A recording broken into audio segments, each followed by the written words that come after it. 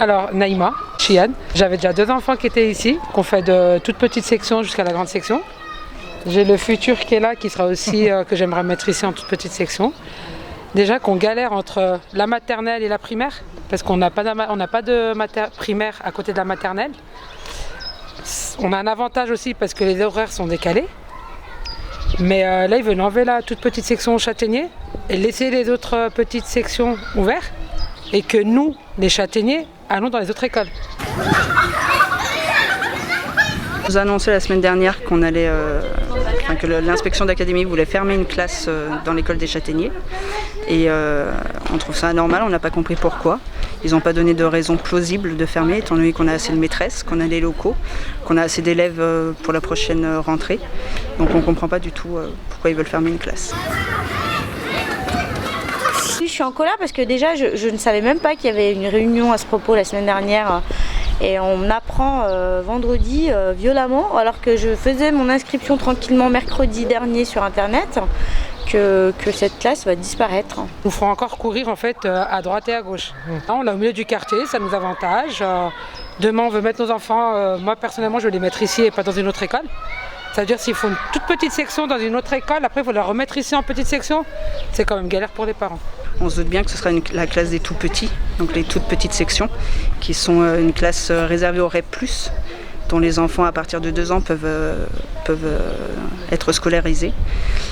Les tout petits, donc n'ont pas de périscolaire, pas de restauration, mais ils sont accueillis le matin de 8h15 à 11h30 et ils apprennent beaucoup de choses. C'est notamment pour des enfants qui ne sont pas sociabilisés, donc qui n'ont pas été en crèche ni en garderie et qui généralement ne parlent pas français chez eux.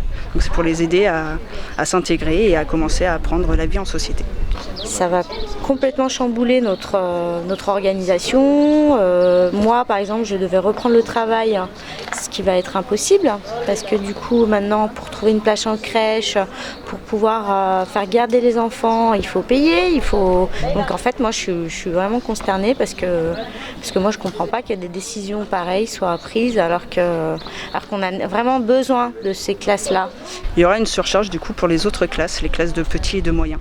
Les classes de grandes ne seront pas touchées puisqu'on est bloqué à 14 élèves par classe. Mais du coup il y aura une surcharge effectivement de 24 élèves maximum pour les classes de petits et de moyens.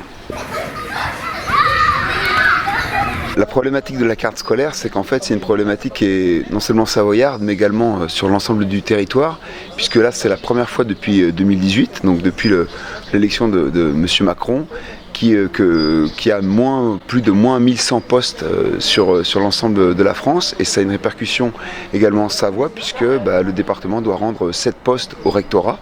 Donc forcément la carte est contrainte. Alors on nous dit voilà, mais eu égard à la démographie, notamment à la démographie savoyarde, on aurait dû rendre une 50aine de postes. Le fait est que le compte n'y est pas et qu'il y a plein d'écoles qui perdent des moyens.